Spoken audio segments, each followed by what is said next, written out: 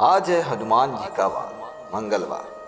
तो चलिए आज जानते हैं श्री राम भक्त महावीर हनुमान जी से सीखे ये 7 गुण जो बदलेगा आपके जीवन का हर पहलू। सबसे पहला, संवाद कौशल। माँ सीता से हनुमान पहली बार रावण की अशोक वाटिका में मिली। इस कारण सीता उन्हें नहीं पहचानती थी। एक वानर से श्री राम का समाचार सुन वो आशंकित भी हुई, परंतु हनुमान ने अपने संवाद कौशल से उन्हें ये भरोसा दिला ही दिया कि वो राम के ही दूत है। इसी प्रकार व्यक्ति को अपने अंदर बोलने का कला आना चाहिए। दूसरा, चतुराई। हनुमान जी ने समुद्र पार करते समय सुरसा से लड़ने में समय नहीं गवाया। सुरसा हनुमान जी को खाना चाहती थी। उस समय हनुमान जी ने अपनी चतुराई से पहले अपने शरीर का आकार बढ़ाया और अचानक छोटा रूप कर लिया। छोटा रूप करने के बाद हनुमान जी सुरसा के मुंह में प्रवेश करके वापस बाहर आ गए। हनुमान जी की इस चतुराई से सुरसा प्रसन्न हो गई और रास्ता छोड़ गया। चतुराई की ये कला हम हनुमान जी से सीख सकते हैं।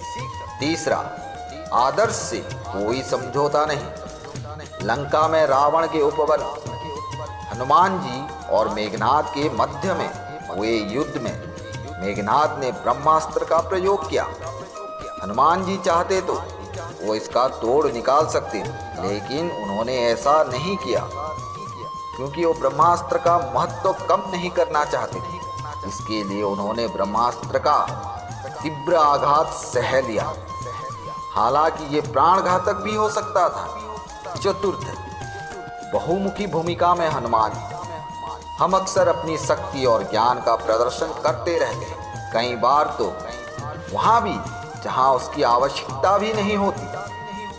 सीता के सामने उन्होंने खुद को लघु रूप में रखा क्योंकि यहाँ वो पुत्र के भूमिका में थे, परंतु संहारक के रूप में वो राक्षस के लिए काल बन गए। एक ही स्थान पर अपनी शक्ति का वो अलग अलग तरीके के प्रयोग करना हनुमान जी से सीखा जा सकता है। पांचवा, समस्या नहीं समाधान सर्वरूप। जिस समय लक्ष्मण रणभूमि में मूर्छित हो गए, उनके प्राणों की रक्षा करने के लिए हनुमान जी पूरा पहाड़ उठा लाए क्योंकि वो संजीवनी बूटी नहीं पहचानते थे।